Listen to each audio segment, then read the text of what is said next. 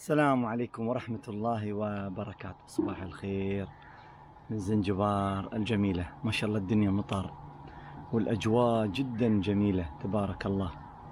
أنا الآن في شهر 6. زنجبار اسمها أو كما يطلق عليها بحر الزنوج. زنجي بار، زنجي يعني الزنوج أو أفريقيا، وبار هي كلمة عربية بحر، فزنجي بار، زنجي بحر أو بحر الزنوج. هذه المعلومة الجميلة الأولى اللي تعلمتها لما زرت هالبلد. شيء ثاني، زنجبار العرب، بعض الناس يقول لك العرب احتل زنجبار. لا، العرب هم حرروا زنجبار من الاحتلال البرتغالي عام 1804. كذلك المعلومة المهمة أن زنجي بحر الأجواء فيها جدا جميلة طول السنة، يعني مقارنة مع المالديف ما تقارن. زنجبار تفوز بالجو وبجمال بعض المنتجعات.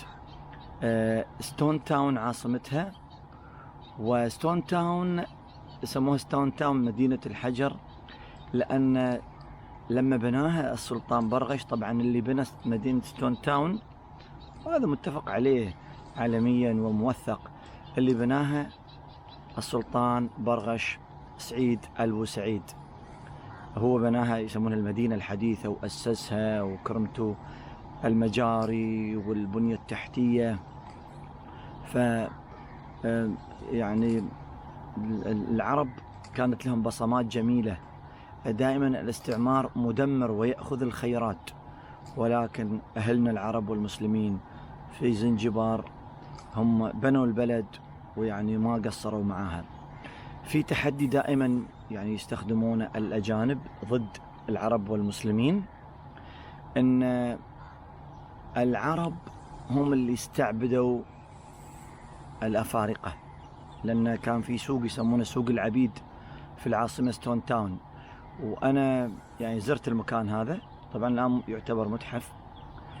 وأنا أقول لكم المعلومة هذه غلط، ولكن تتعمد بعض المؤسسات وبعض الجهات وبعض وسائل الإعلام أنها تروج لمعلومات خاطئة عن العرب والمسلمين. طب في كل مكان، مش بس في زنجبار.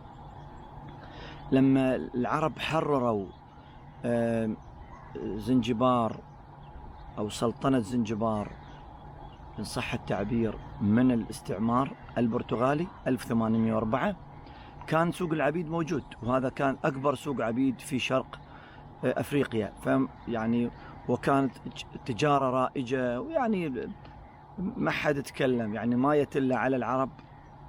فأنا أظن قلت هالمعلومة في مكان آخر، لما البريطانيين وبدأت الثورة الصناعية وبدأت الآلات، بريطانيا تحت حجة أن والله يعني طبعا هم بدأت الآلات، والآلات ما تبغي عدد كبير من البشر، فقالوا خلاص خل نوقف تجارة الرقيق. ما شاء الله ما شاء الله تبارك الله، اللهم زد وبارك، الله يحفظكم ويوفقكم ويعطيكم خير الدنيا والآخرة، ويعطيني أنا وياكم وكل مسلم والعالم. المطر بدأ يزيد. المهم، فقالوا خلاص خلينا نوقف سوق الرقيق.